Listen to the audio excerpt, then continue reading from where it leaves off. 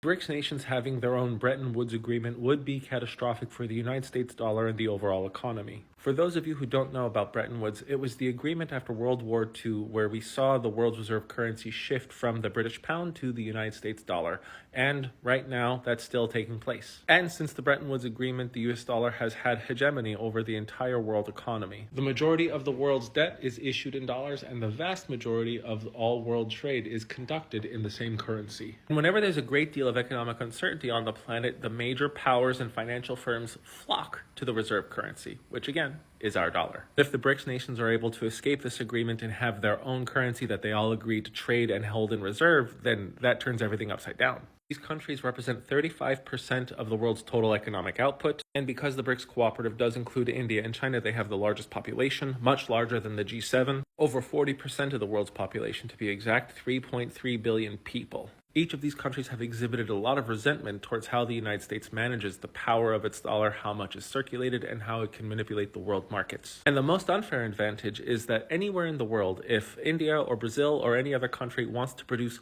$100 of value, they actually have to generate $100 of work. But the United States, if they want to produce $100 of value, they literally just need to print the money. What's made worse is that the strength of the dollar keeps going up. The DXY is at almost 110, which means anything that has to be purchased in dollars is much pricier for countries like China, India, Brazil, Japan. And some people are saying the easy solution is to just use the Chinese yuan or make their own currency. But there's just one little problem. Getting these countries to give up their economic sovereignty with China as their leader is like expecting a starving tiger to just sit nicely with a cow and not eat it. There's nowhere near enough mutual trust amongst these countries to agree upon one currency or put themselves under someone else's. If there was a currency that is backed by gold and other commodities, guess what would happen? Large financial firms would just buy hundreds of billions of dollars of said currency and then exchange those currencies for the commodities or the gold. Having any precious material backed currency this day and age is just inviting hyperinflation. And if the Chinese yuan was agreed to be the BRICS reserve currency, then China would lose something very important: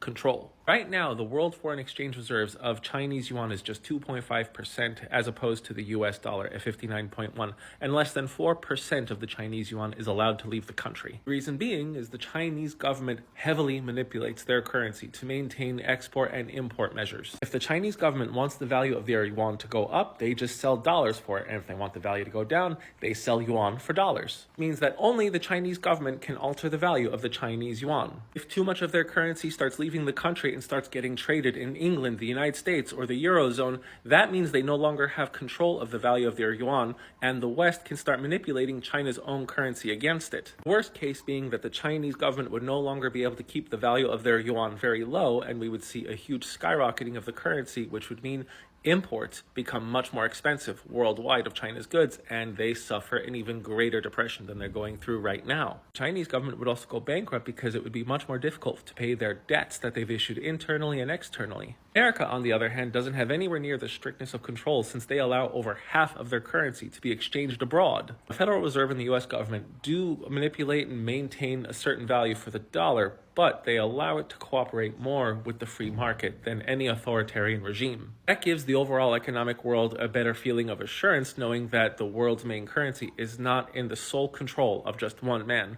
unlike what would happen if China was at the helm. And even though the United States does make very stupid mistakes like the Vietnam War, Iraq, or how we handled Afghanistan, we are still considered to be a much more rational actor than other alternative economies, minus the Eurozone, but they're a museum. The idea of the BRICS nations having their own Bretton Woods seems to have come from Professor Yanis Varoufakis, and I just think he's heavily mistaken or he's voluntarily omitting key details. I am the Geo Hussar. Follow me everywhere. Thanks for watching.